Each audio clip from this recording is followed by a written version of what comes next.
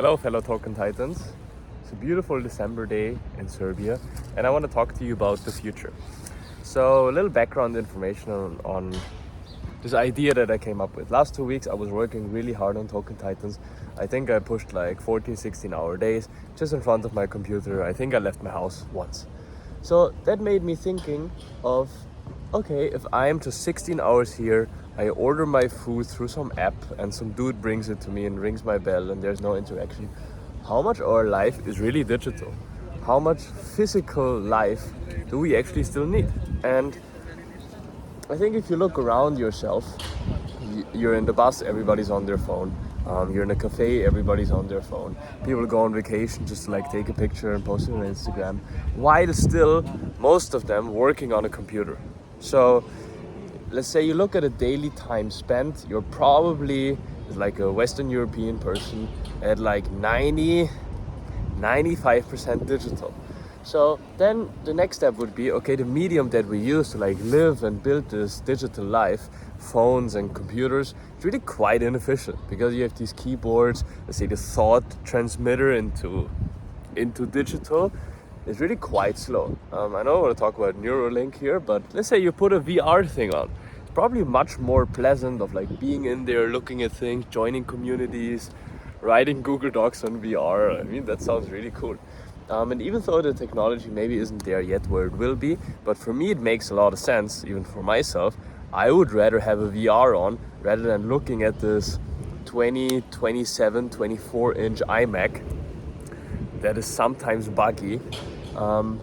It's much more cool to be immersive in that experience. It's much more interesting.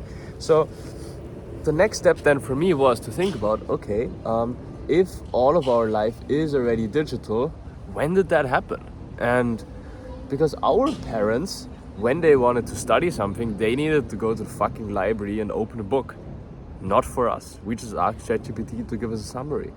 And our parents didn't even dream about living a life like this. So I call this now the 3 stages of privilege. So when the internet started, let's say when people actually started using it, or like Bitcoin started being like some rumor in online forums, maybe 2008. And the people that were online then were kids playing some games, housewives talking in online forums, and geeks talking about Bitcoin somewhere nobody would ever go.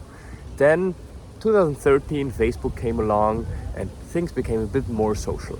So in the beginning you had just like privileged people that had the time to be online. The other people had to make money in the physical world.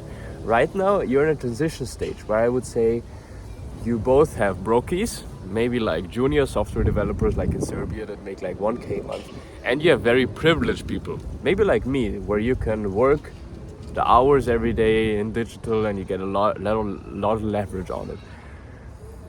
What I think is going to happen in the future is that everybody's going to be online and the physical world is going to lose much more value. Because if you look around, 90% of jobs that people don't want to do, like taxi driving, like waiters, like working in a factory, okay, over time, like we can automate that stuff. We can put some robots in there and like it's gonna be fine. Okay, so what happens with those people? Okay, they're gonna be at home, they're gonna have the VR on, they're gonna be plugged in. I'm not gonna talk about like there's gonna be some dystopian future where they're gonna watch ads all day. That's for another video or for a previous video. But the vision of the future that I have is that it will become a luxury to enter the physical world again, to be in the physical world. I was in a beautiful, beautiful hotel south of Italy in summer. It was like 8 rooms and it was the dream of physical. You're there, there's no internet, everybody's super dope, 8 rooms, old Italian farmhouse, and you're just like, great, like I would love to be here. And you're there, and while you do it, you're maybe online for 1 or 2 hours. But if you look at the infrastructure that we have right now, let's say restaurants, hotels, probably most of the restaurants won't exist anymore if people are just ordering on Uber Eats while they're plugged into their VR, right? So what happens to those places?